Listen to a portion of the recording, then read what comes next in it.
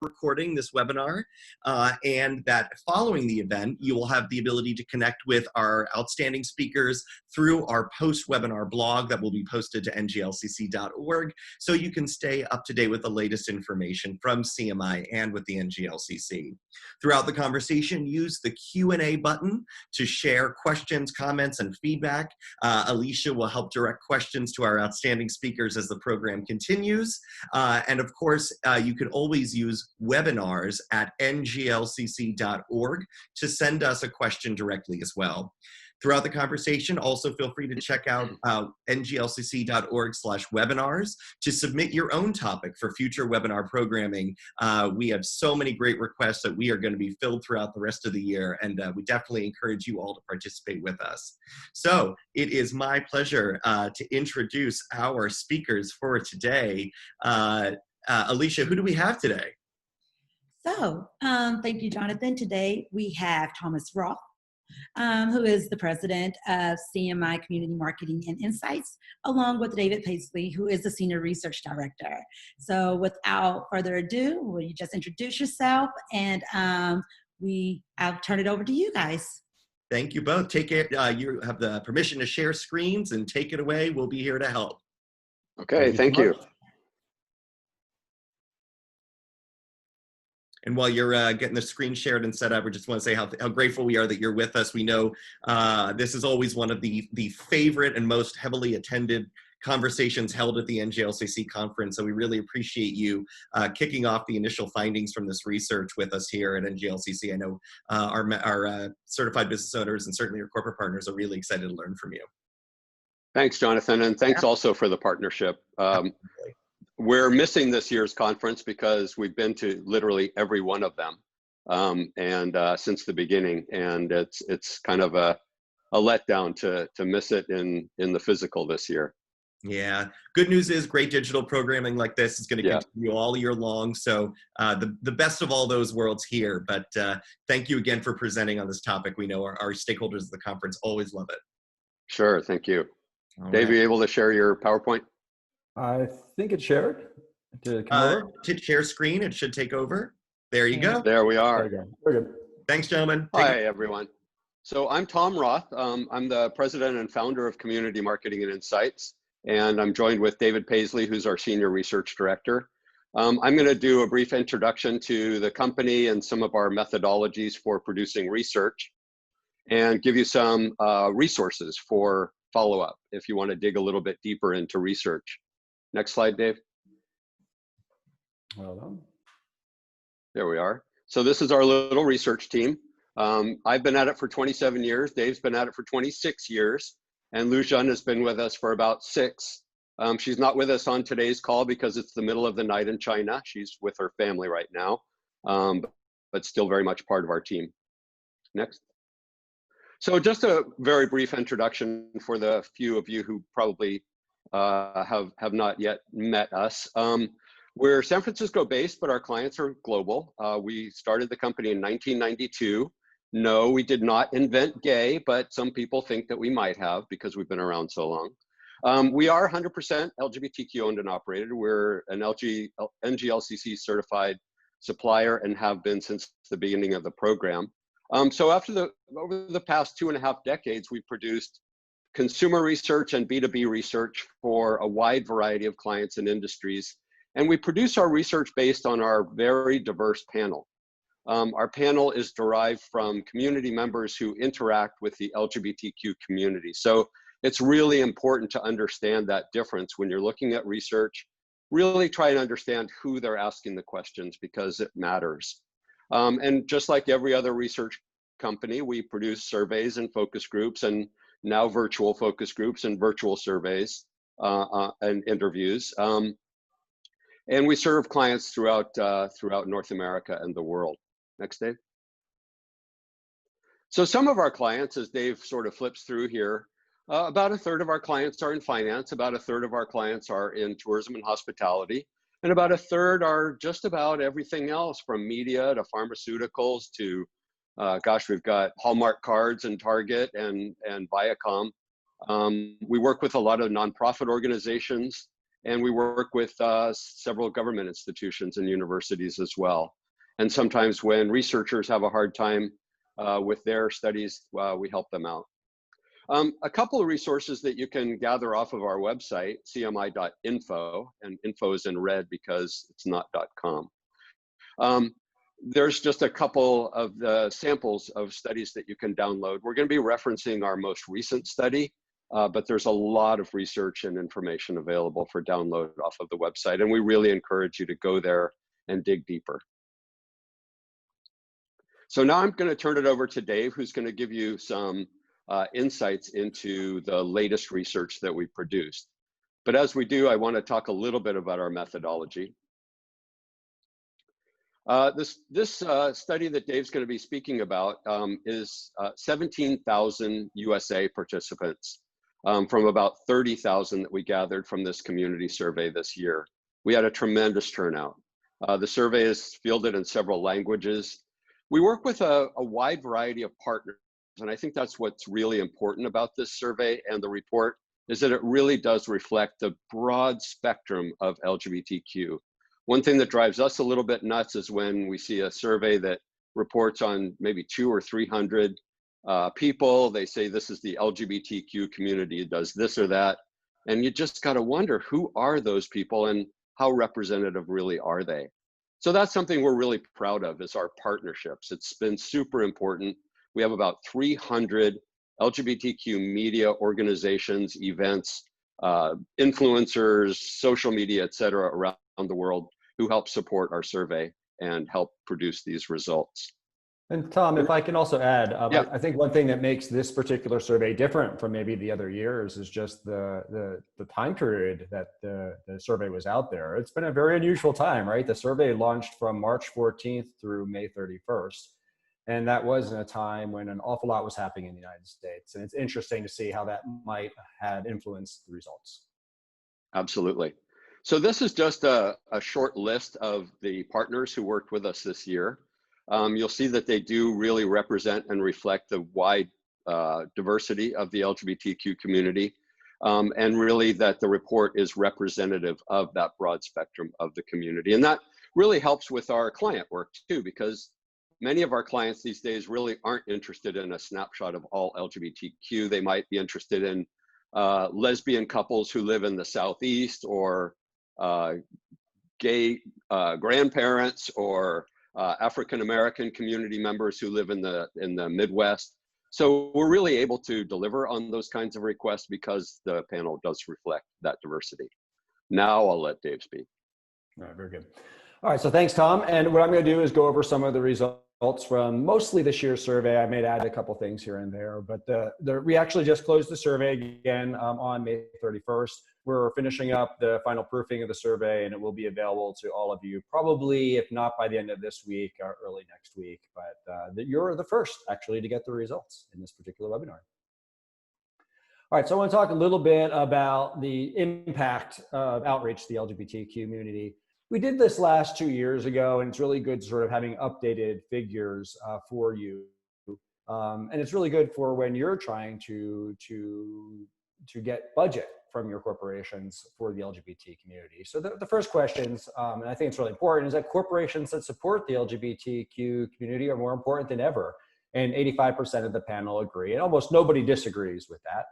But also comes with that is that companies that support LGBTQ equality will get more of my business this year. And again, that 80% agree, and again, 18% are neutral. We'll talk about politics a little bit later in this survey, but it's a political year, and this whole, the community's on edge a little bit. So I think that's one of the reasons numbers like this are really high. And of course, this number that we're all thinking about, even with recent victories yesterday, but we do fear that there'll be rollbacks of LGBT equality gains in the coming year. And a good number of us agree with that. About a third of us are neutral, and few disagree with that sort of anxiety that we all have. All right, now this is a question that we've been asking for a really long time, and it's interesting. It's a write-in question. So we ask, in the past 12 months, which companies or brands have gone beyond to show genuine, authentic support for our community through their outreach policies and practices. And again, it's a writing question. We don't put any check boxes or anything like this. People can actually write in that different companies that they think have done the best job off the top of their head, and we let people write up to 5 companies. And what's interesting about this list is it's been relatively stable over time. Companies certainly go up and down on the list, but this year the #1 company, as it's been for a number of years, is Target, who does particularly well with really across the board, but particularly well with women and transgender community members. So Target's been doing a great job, but also really high on the list is Apple and Subaru and Starbucks and Absolute and companies that hopefully you've seen out there advertising and outreaching to the LGBT community. A couple other things I might note, though, that when you go into the lesbian and bi plus women's community and the transgender and non-binary community, you actually start to see some smaller brands get really high on the list. And I think that's partially reflecting that often the women's community and the transgender community doesn't feel like a lot of brands are actually outreaching to them. And that allows real opportunity for smaller brands. And you see some of these smaller brands on the list that you just typically wouldn't see on the men's side. All right, and this next question, so people that chose a brand, and the vast majority of people in the survey chose at least one brand, and we asked them, okay, you chose these brands. Why? Where did you see the brands? And the #1 reason was seeing the brand advertised in the LGBT media, and that might surprise a lot of people out there. There's 2 sides of this particular question. One side is like, what do brands need to do to really outreach the LGBT community, really get noticed? And that really isn't advertising. What it really is things like their personnel policies, their policies that support the LGBT community, both politically and the causes that we care about. Those are the things, sponsoring Pride, sponsoring LGBT organizations. All that stuff is actually more important than advertising, but this gets into the second part, is that you could be the best corporate person out there, the best corporation out there at the LGBTQ community, and you might be doing all the right things, but unless you let the community know, it lives in a vacuum. And we see that with a lot of our brands. They get really frustrated that they're doing really a lot of great sponsorships and really supporting the community in a lot of ways, but they're not really getting really a lot of return on investment. And one thing that we often have to tell them is that, well, the community doesn't know about it. You haven't told them in any way. So it's an important lesson for a lot of brands that there's 2 sides of this. You need to do the right thing. You need to be authentic, but then you have to communicate your authentic activities. And unless you do that communication, you probably aren't going to get big bumps. And again, branding and sponsorship to organizations like NGLCC or many different organizations out there in the community are super important. And I also want to say, we asked this question this year, and this was before when we wrote this survey, knowing that so many Prides this summer were going to be canceled. But Pride events are important to our community, and 82% agree. We do a lot of work in the travel industry. It's been a real loss. The cancellation of both big and small Pride events this summer has been a loss to the communities. It's been a loss of income. But there's also a loss just on a real personal level of not being able to have Pride this year, at least in the traditional ways that we're used to it. And it's a real loss to the community, and the community really does care about Pride, and that these events are really important for political visibility. So again, sponsoring Pride events is really, really super important. All right, a little bit about the LGBTQ financials. We ask a number, and we're not presenting, first of all, every slide that's in this report, in this presentation. We don't have time. It's actually a pretty big report. So we're just sort of choosing a couple as we go through here, but do know that there's a lot more information on almost all these topics when you get the full report later. So the first thing is a tracking question that we've asked every year, and the tracking question is similar to the tracking questions that are asked by a number of other organizations out there that do general population polling. But the past year is, would you say that you and your family are better off or worse off than a year ago? And then looking to the future, do you think you're going to be better off in the future? And we've actually seen a decrease in the LGBT community in financial confidence. Now, that's not a surprise. I think you'd see a decrease in almost any community right now as things are so uncertain. But we saw about a 6% of participants downgrading their financial situation for the past year, and about 13% downgrading their economic expectation for the future year. I think those numbers are really quite reasonable, quite frankly. You may, given the situation in the world, to have that numbers that small, I think are pretty positive. But nonetheless, we would expect less financial confidence in the LGBT community and really all communities in the next year. All right, a little bit about Dave, do you want elections to and step back politics. and point out some of the differences by demographics? I think that's pretty interesting to call out. Yeah, it is. It is different by demographics. I think, first of all, you see a real, a decrease, particularly for the Black African American community. And again, that makes sense, both because of discrimination and some of the violence issues that's happening against the community right now. But there are demographic differences. And I think that's one thing when you go into the full report that you'll really see is that we don't always put this on every one of our slides here for a presentation like this because the slides get really dense, but we do tend to break everything out by gender identity and generation, and also race and ethnicity. So you can see how things differ when you get the full report. All right, a little bit about election politics and priorities. And I think this is interesting. First of all, we asked this question, and we did a little bit differently. In general, how would you describe your political views? And a lot of times people will just ask liberal, conservative, or moderate, right? We actually did a little bit more of a scale: liberal, moderate to liberal, moderate to conservative, conservator, and prefer not to answer. And not surprising, our community does trend very liberal. So very few people are going to be indicating that they are conservative.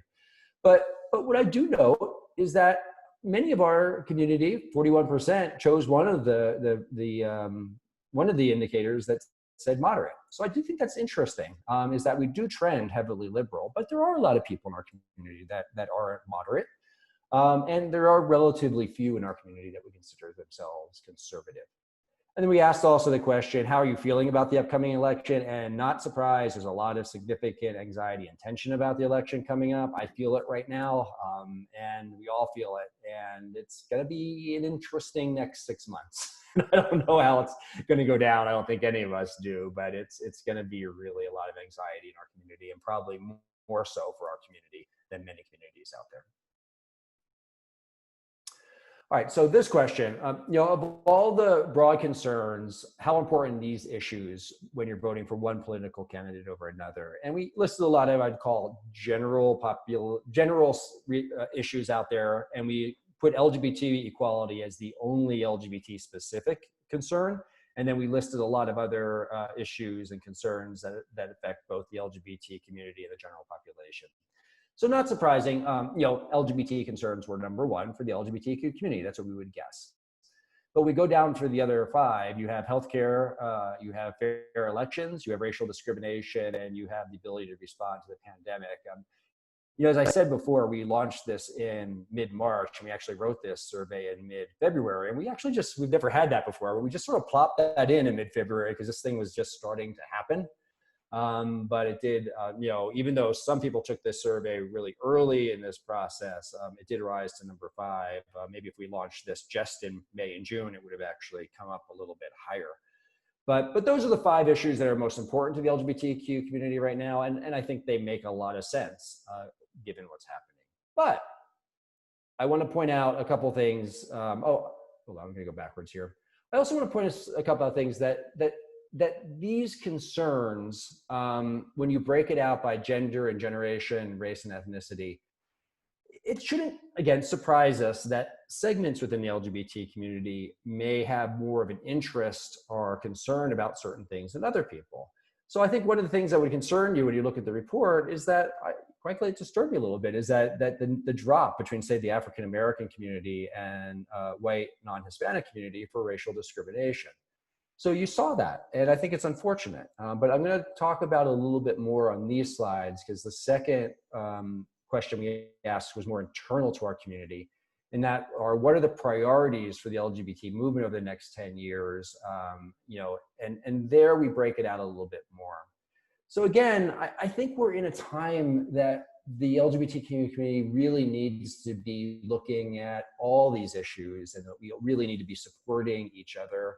And we really need to be caring really genuinely strongly about all concerns. But it does disturb me a little bit that if you look at the differences between the concern for transgender rights between the transgender community and the cisgender gay and bisexual men, it's big.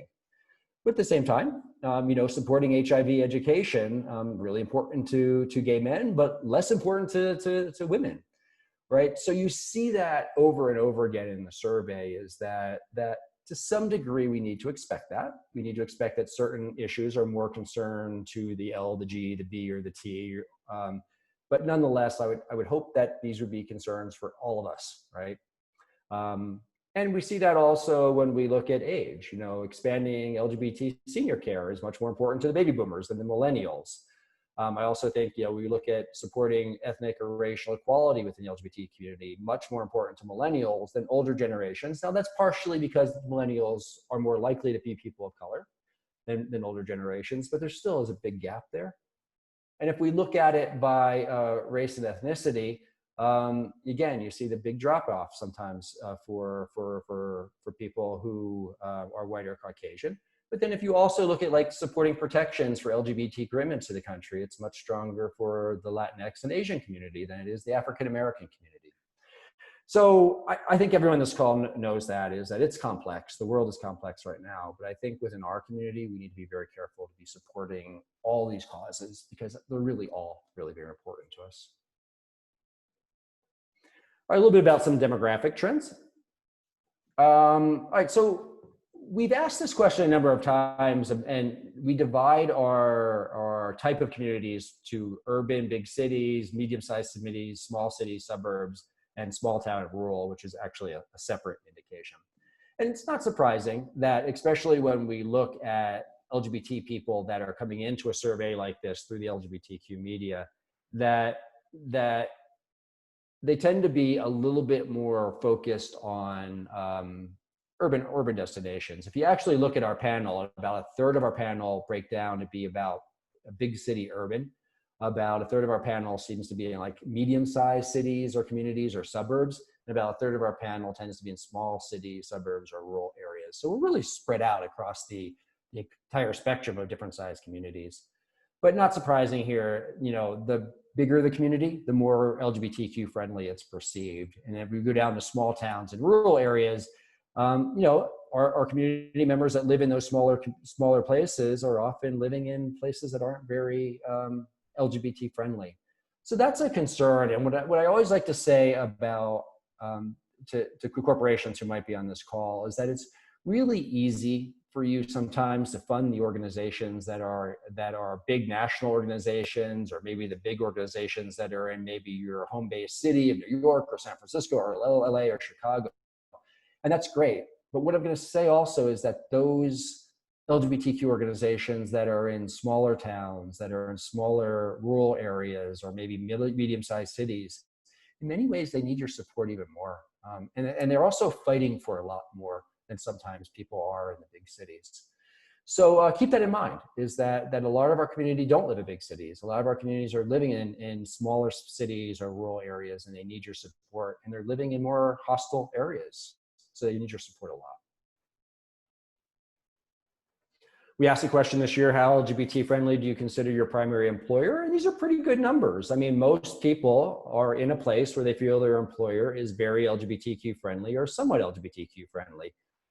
That's great. I think it's interesting though here on this chart that it pops up for baby boomers.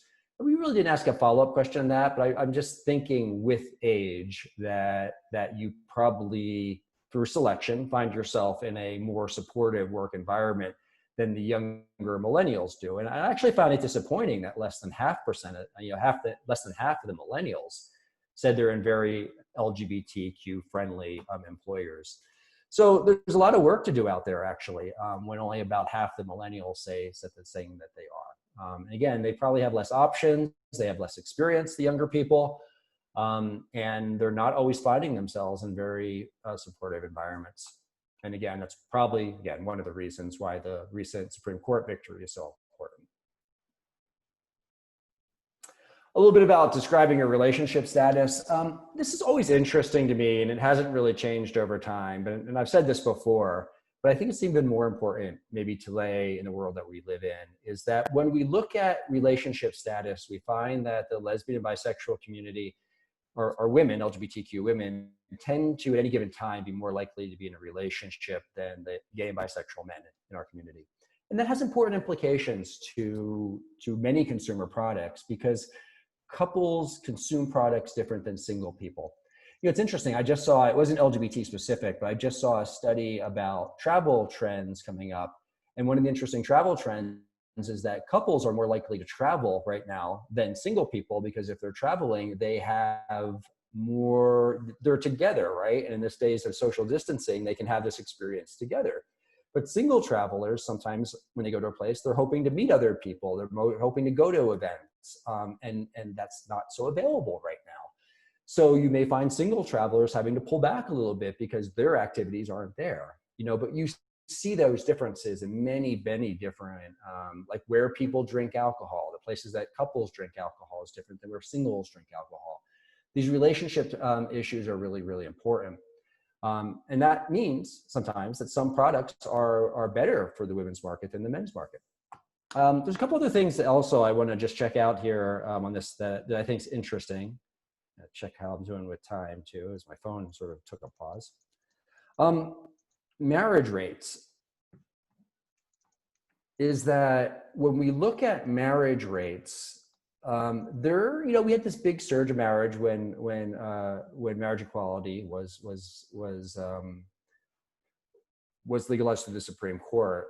Lately, though, when we look at the legally married part, it's actually going up very slowly now. I think the difference last year is about 1% across the three genders. So we're not seeing a huge number of marriages right now, and that affects the marriage industry. So that's sort of interesting. But what I also find is that divorce rates remain really, really low. So what I find interesting about the chart is that we continue to get married and we're really not getting divorced. So I think that's great. I mean, I think marriage equality has led to a certain stability within relationships that's really important, right? But we're not seeing big divorce from same-sex spouse. You know, it's not going up much over time right now. And for children, we ask this question every year: do you have children or grandchildren? Right now, we have a yes to children of 22%, but that's of all ages. It's much less for people of having a child under 18 living in the home. You know, the cisgender, lesbian, bi plus women are more likely to have children than gay and bi plus men. I do want to note that these rates may be a little bit less than you may see some research. And I think one of the reasons for this particular study is that we actually do really good with gay men and lesbians in the transgender and non-binary community, but we probably do or attract less bisexuals into our survey than is representative of the entire population. I think that's partially because of the 200 media that we use that drive people to this survey. Just their readers are less likely to be bisexual. So what you'll see with these child rates is that that you'll probably actually see them a little higher with some of the other nonprofits that do research on this. But if we look at the people who are interacting within the LGBT community, or these 200 organizations, these rates have been relatively stable over time. They're going up a little bit over time. The other thing on the bottom that I like to point out is that there are a lot of grandchildren out there, or baby boomers with grandchildren. Now, a lot of these grandchildren are from when they had children in opposite sex relationships before they came out in maybe the 50s and 60s, right? But now they are grandchildren. So there are a lot of grandparents who are LGBTQ out there, and it is a market. And it is a market that we've actually explored a little bit at CMI. I think the groups that are most interested in grandparents tends to be the travel industry, because a lot of grandparents will take their grandkids to Disney or to cruises or something like that. And we've done that kind of research over time. David, I just want to pause for one quick second, since we're at the bottom of the hour. First of all, to say thank you. This is an incredible and wonderful amount of information, and as always, CMI does the best job of presenting it. But to all of our attendees joining us for NGLCC Webinar Wednesdays, welcome.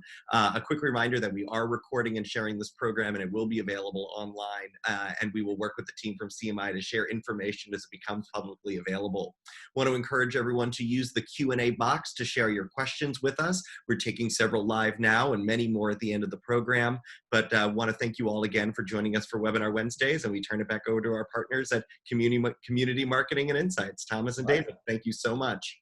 Thank you. Hey, Dave, before you move on, there's a question that just popped up about looking at the bisexual community specifically as separated from the gay men and lesbians. And I think that we've done some exploration to find that the bisexual men really do kind of track similarly to gay men in our studies because they're identifying as LGBTQ. Yeah, what I would say is that one of the reasons that in our research here, we combine cisgender gay and bi plus men and the women is that I do not think that our sample is actually representative of the entire bisexual community, because those bisexual people who maybe are in opposite sex relationships, which is probably at least half of, or not more of the community, sometimes aren't as connected to the LGBTQ media and organizations. So we're missing that part of the bisexual community. So one of the reasons that we don't say the bisexual community thinks this is that I don't think it's so representative. But I think it is representative of cisgender gay and bisexual men who are interactive with the organizations and media within the LGBTQ community.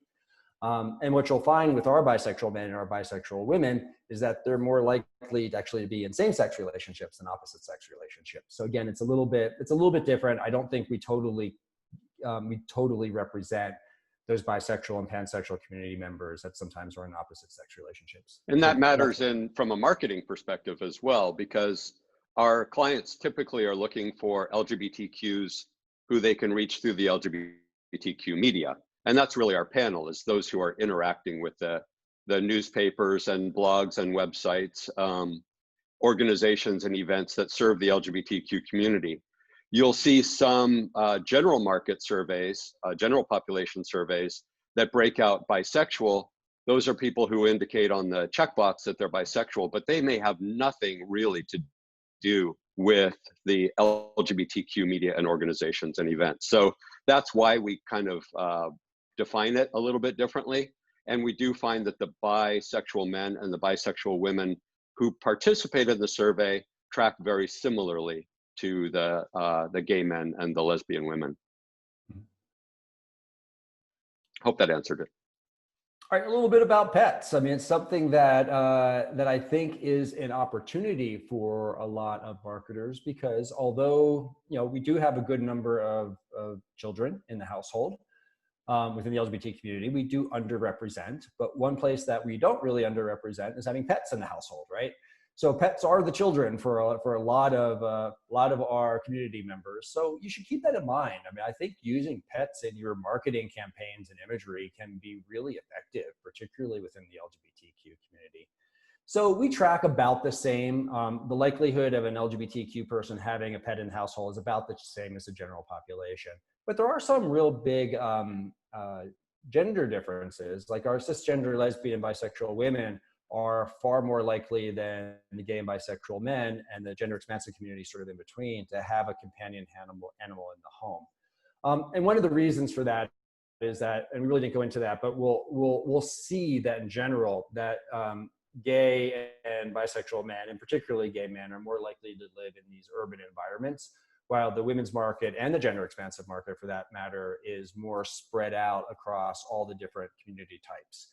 So I think sometimes it's just harder to have a pet in the household when you live in a big city, or you live in on floor 13 of a condo complex or something like that. Dave, I think this might be the first time that you've used the term gender expansive.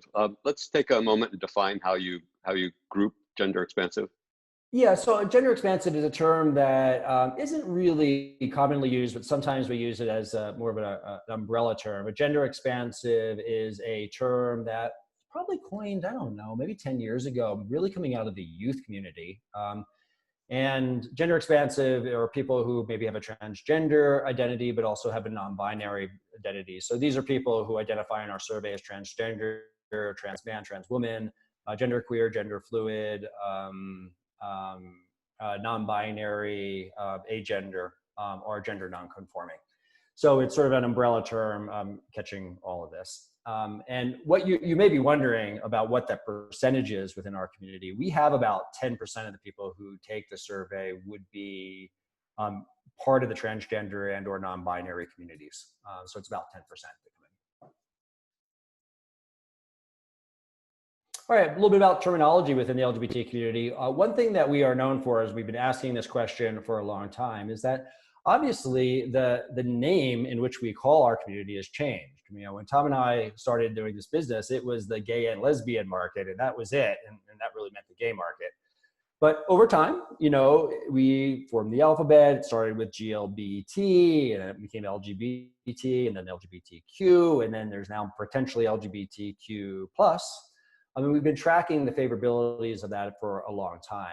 And it was a couple years ago that LGBTQ finally overtook LGBT. And I think that's one of the reasons that we recommend, and I think GLAAD recommends, and most organizations will talk about the LGBTQ community now, and most are not using just LGBT now. I would actually encourage you, if you're a corporation, if you haven't added the Q, you should at this point. Now, both are favorable here. Like, I don't think people are anti-LGBT, but LGBTQ is slightly more favorable for the entire community. And I also think if you're using LGBT now, you might seem a little backwards. We actually, for the first time this year, just said, how do you feel about using just the word gay? In other words, just using the term gay for the entire market. There's not necessarily a lot of negatives on that, but there's a lot more neutrals about it. One of the biggest questions we have now is, should you be moving from LGBTQ to LGBTQ plus? What was interesting there is that in 2018, we saw a big jump for LGBTQ plus. And that jump was significant. And we were thinking, well, maybe LGBTQ plus will actually overtake LGBTQ in the next couple of years. But I need to say, it's stalled this year. It's a little bit higher than it was last year, but it didn't jump with the kind of percentages it did 2 years ago. So I'm still LGBTQ. I mean, I think it doesn't matter. I mean, if you look at the negatives on any of these terms, they're not bad. But I think you're safe if you're still using just LGBTQ today. I wouldn't be using LGBT. If you want to add the plus, that's great. But if you don't, I think that's fine also. And I think the other big thing to determine here is that the negatives in the red, they were actually a lot higher maybe 5 years ago for almost all the terms. And it's interesting, the negative has really dropped, and a lot of people have moved more into neutral for a lot of these terms. I think for me, depending on the website I'm on or the organization, I'm seeing all these different terms that are similar, but maybe different use. And I just sort of accepted it. Like, there's no one term that's right and one term that's wrong. That many different organizations can use it the way they want. And on the bottom here, we experimented a little bit about adding the I. You know, right now of those, it's at least in the United States, typically we don't use the I, but of note is that if you're outreaching to Europe or South America, they frequently do use the I, right? So you need to make that determination, but you might want to start adding the I for international marketing. And we did a test of all three of them to see which one is most popular. And we'll probably just be using maybe LGBTQIA next year as the test. So we have a complex relationship with the word queer. I'm going to go backwards. You know, if I look at the overall community, you know, about a third of the community is favorable with queer, a third is neutral, and a third is negative. It's interesting with us is that this is one of these questions that we actually, in the comment sections, and sometimes send us people emails, people get mad at us. They actually send us emails that are really quite negative. There's a group of people out there that said, like, queer should never be used, that queer does not represent me, does not represent our community, it's a negative word, should never be used. I have this whole other group of people that will email me and say that LGBTQ shouldn't be used, just use queer. It's the umbrella term that everyone's moving towards, and the fact that you're using LGBT and not queer is wrong, right? And I get those comments all the time. So we actually tested it this year. And we asked, do you personally, first of all, identify as queer? And about half said yes. And as you go down below, you see it falls off for gay and bi plus men. It falls off for older people.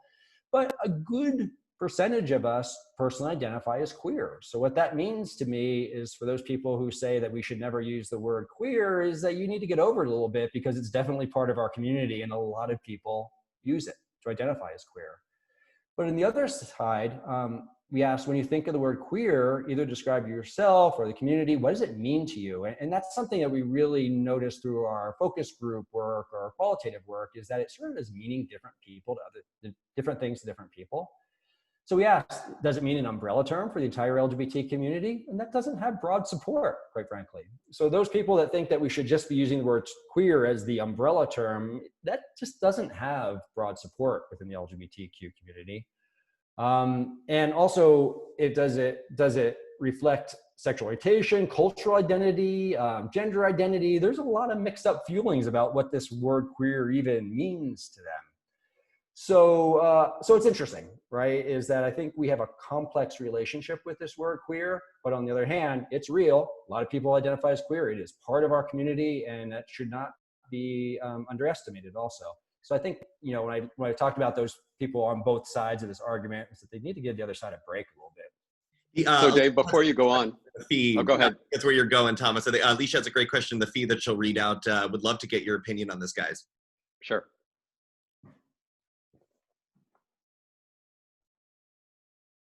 Oh, Alicia got on mute. Unmute, I'm sorry. My apologies. But yes, we have a question about do opinions of queer differ across generations? And I was just going to also ask, does it differ across ethnicity?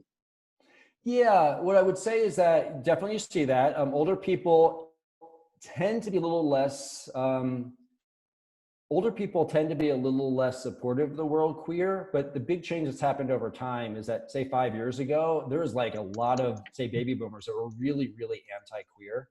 And I think the big change that's happened over time is that a lot of people who are very anti-word queer have sort of given up a little bit. And they're like, okay, it's part of the community. I can live with this. Right? So there's lots of less negatives. We see it on the ethnicity side too, although it's not listed here. Generally, people of color are more supportive of the word queer, but on the other hand, millennials and younger people, Generation Z, are more supportive of the word queer too, and people of color tend to be higher percentage younger, right? So that difference between age and ethnicity matters. And I also find that you'll find that a lot of like older African-American or older Latino men in particular are pretty anti-queer too, right? Because that age seems to be really, really important with that word queer. And you will see more people of color being more supportive of the word queer, but that's partially because they trend a lot younger. Yeah. Thank you for that. In general, women tend to be more positive about the word queer than men do in general. And generally, the transgender and non-binary community tends to be very positive about the word queer. All right, a little bit about media and events. We've been asking this question for a long time, and the question is, what is your interaction with the LGBT media? Is it going up or down? And I think what's important here is that generally LGBTQ websites are doing fine, and anything, they're probably increasing their readership. But the big question that we always get is what's happening with print media? Is it going down? And generally it's holding its own. I mean, across every kind of part of the media world, digital is doing better than print. But the LGBT print media, particularly the regional newspapers around the country, they really are holding their own. I'm really impressed, quite frankly. And some of them are really, really important.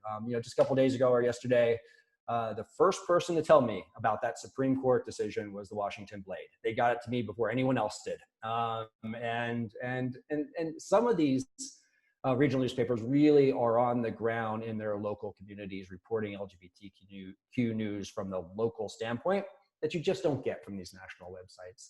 So support the regional newspapers. They're doing okay. They're holding their readership and they're doing important work. There's also a feeling of the community when they see an advertiser in the LGBTQ media, the press. We're going to get into a little bit more of that in a second.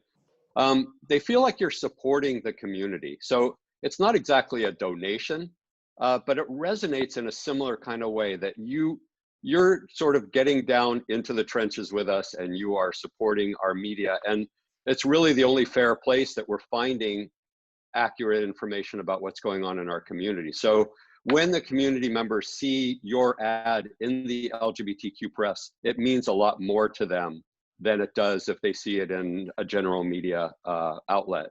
And Dave's going to dig in a little bit more as we wrap up here.